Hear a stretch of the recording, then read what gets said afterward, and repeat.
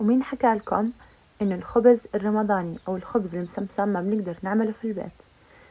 رح نعمل أطيب وألذ خبز مسمسم في البيت بأبسط الخطوات وأقل المكونات، كثير سهل وسريع وما بياخد معانا وقت، والأحسن من هيك خطوات سهلة وكمان مضمونة 100% ورح يطلع معاكم هش مثل الغامة.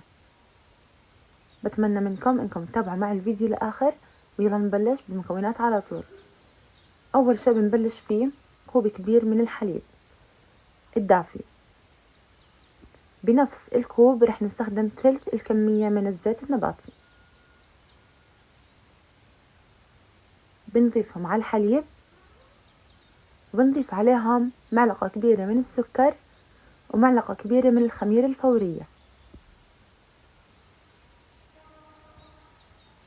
بنقلب المكونات لتذوب معانا الخميرة ونتركها على جنب لتفور معانا الخميرة.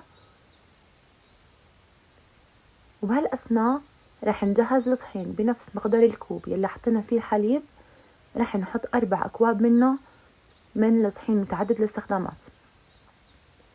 أنا هون جهزت طبعا 4 أكواب من الطحين متعدد الاستخدامات، بنضيف عليهم معلقة كبيرة من البيكنج باودر ومعلقة صغيرة من الملح. النصف المتبقي بنشوف حسب حاجة العجين لإلها. وكمان جهزنا بيضة واحدة بنفصل الصفار عن البياض علشان تتخلصي من رائحة الزفر الموجود فيها. بنضيف الفانيليا معلقة صغيرة على الجهتين، ولتلميع العجينة بنضيف مقدار قليل من الحليب على الصفار وبنحركهم. وممكن انكم تستغنوا عن هالخطوة بالنسكافيه او الحليب لحاله. والنكهة الأساسية الموجودة أو اللي بتعطيكم نكهة غير شكل اللي بتكون في السوق اللي هو المحلب، بنطحنهم وبنحط على العجينة بمقدار معلقة صغيرة. وبعد ما فارت عنا الخميرة بنضيف عليهم بياض البيضة وبنقلب المكونات السائلة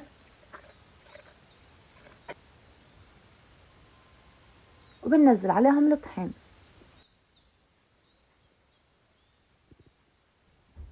بنضيف عليهم معلقة صغيرة من المحلب، والنصف المتبقي بنشوف حسب انه الخليط بده او لا. بنضل نعجن لمدة 10 دقايق لتمتص عنا الطحين جميع السائل الموجود فيها. وبهيك طبعا ما احتجنا اي شيء من النصف المتبقي من الطحين. عجناها لمدة 10 دقايق تا حصلنا على عجينة هشة وطرية بهالشكل وما بتلزق.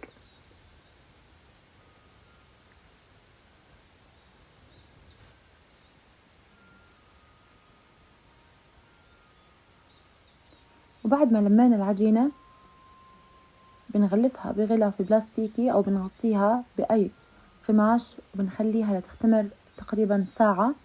وهيك طبعا شكلها بعد ساعة من التخمير. بنفرغ منها الهواء وبنقسمها لأجزاء حسب حجم الرغيف اللي انتم بدكم. وهيك طبعا بنكون كملناهم تقسيم وصاروا جاهزين لنشكلهم على شكل رغيف. بنرق العجينة زي ما انتم شايفين. يفضل انها العجينة ما تكون سميكة كثير ولا هي رقيقة كثير، تكون حجمها وسط. وبهيك طبعا نكون كملنا اول رغيف من الخبز، وبنكمل الباقي بنفس الخطوات. كملنا باقي الكمية. وبالنسبة للتشكيل هذا الأمر برجع لكم زي ما أنتم بتحبوا بقالب أو بإيدكم، الحرية لإلكم. أنا حبيت أشكلهم بهالطريقة، وأعطيناهم دهنة صغيرة من صفار البيض يلي عملناه سوا. ممكن حكيت لكم تستبدلوه بالنسكافيه، أو ممكن كمان إنكم تستغنوا عن هاي الخطوة وتخلوه بتحمير الخبز الطبيعي. وبنكمل الباقي بنفس الخطوات، بنشكلهم وبنعطيهم دهنة للتلميع وبنحط عليهم السمسم وحبة البركة.